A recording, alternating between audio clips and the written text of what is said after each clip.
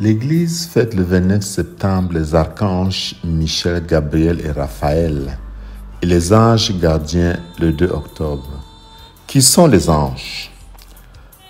On représente souvent les anges avec des ailes de blanc vêtus lumineux.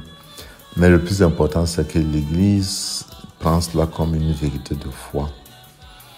Dans le credo, nous proclamons tous les jours que Dieu est créateur de l'univers visible et invisible. Toujours dans la messe, la prière des préfaces nous rappelle que nous nous unissons au cœur des anges pour chanter le Sanctus.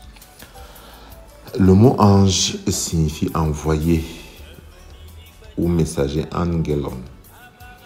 Ce sont des créatures qui sont spirituelles, ont la capacité de voir et contempler Dieu en permanence. Ils n'ont pas de corps. Et le catéchisme dit qu'ils dépassent en perfection toutes les créatures visibles parce que les anges sont invisibles. Ils sont doués d'intelligence et de liberté. Ils peuvent donc, comme des hommes, servir Dieu ou le rejeter. Satan est conçu comme l'ange déchu qui s'est révolté contre Dieu et a entraîné dans sa chute d'autres anges l'ayant suivi dans sa révolte. Archange, chérubin, ange gardien, qu'est-ce que ça veut dire? Pour l'Église, ce n'est pas la même chose.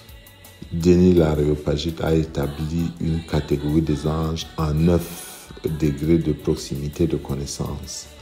Certains noms nous sont encore familiers: séraphin, chérubin, trône, principauté, domination, vertu, puissance, archange et ange.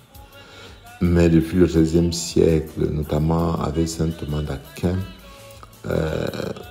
il y a une autre classification et celle de Denis apparaît obsolète maintenant. Nous parlons plus facilement des anges et des archanges. Qui sont les archanges? Ils sont 3 selon les catholiques. Et ils sont appelés archanges par rapport, comme le dit le pape Grégoire le Grand, à leur fonction, à l'importance des messages qu'ils annoncent. Les archanges annoncent des grands événements. Et chacun d'eux a une fonction propre. Commençons par Gabriel, dont le nom signifie « Dieu s'est montré fort ». L'archange Gabriel intervient pour annoncer la venue du Messie et le salut des hommes. Il apparaît d'abord dans le livre de Daniel au chapitre 8, verset 16, mais nous le connaissons davantage à l'Annonciation. Mais dans le livre de l'Apocalypse, on le retrouve également. Par contre, nous avons Michel, c'est celui qui est représenté comme combattant.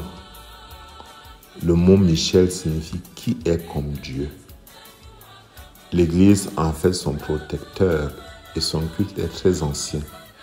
Disons un peu ce que dit le livre de l'Apocalypse. Alors il y eut une bataille dans le ciel, Michel et ses anges combattirent le dragon et le dragon riposta avec ses anges, mais il eut le dessus et fut chassé du ciel. Raphaël par contre signifie Dieu guérit. Nous avons tout un livre, le livre de Tobie, où nous voyons Raphaël qui accompagne,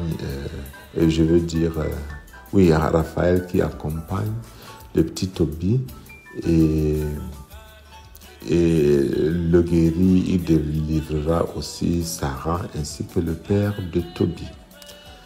Les archanges existent également dans d'autres religions monothéistes. Et dans l'islam, il y a surtout Jibril, qui veut dire Gabriel, mais aussi dans d'autres religions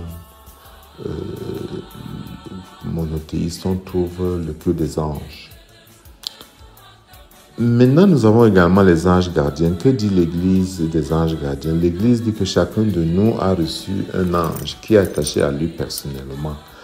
Et la référence, c'est Matthieu 10, 18. Gardez-vous de mépriser un seul de ces petits, car, je vous le dis, leurs anges dans les cieux voient sans cesse la face de mon Père qui est dans les cieux.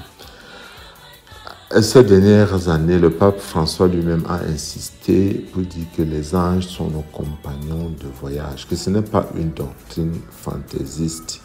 Ils sont les ambassadeurs de Dieu, ils nous montrent le chemin de Dieu, ils veillent sur nous. C'est une présence divine à côté de chacun de nous. La docilité à l'Esprit Saint commence avec cette docilité au conseil de ce compagnon de chemin. Bonne fête à des archanges Michel, Gabriel et Raphaël, et déjà en anticipation, bonne fête pour l'ange gardien que nous allons fêter le 2 octobre.